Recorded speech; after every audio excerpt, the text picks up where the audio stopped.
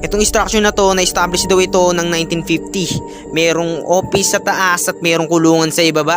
At hindi ko maintindihan kung ano talaga ang lugar na ito. Nasaan na kaya yung mga nakatira dito at mga nakakulong? Saan kaya sila nagpunta? At hindi ko maintindihan kung bakit kaya naabandonado na tong lugar na to. At ang sabi-sabi nila, meron daw papakita at nagpaparamdam sa lugar na ito. Pinakatanong sa isip ko, bakit kaya inabandonado na tong lugar na ito?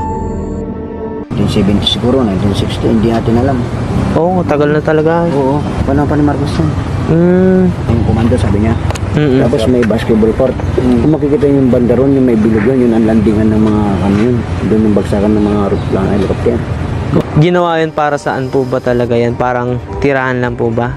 Yung to. Apa. Yun kasi mo yun, opisina yun dati. Tapos yung doon naman sa komando yun, na ano yun, cafeteria yun. Kainan. Siguro kain yun, siguro dahil si Marcos marami siguro mga tinatay yung mga building. Kaya ganun yan. Parang pinaka-retreat house nila. Dami. Ang taguan talaga nila. Kasi dami na yan, hindi lang ito. Marami pa doon sa taas. Meron po bang nagpaparamdam dyan o ano po?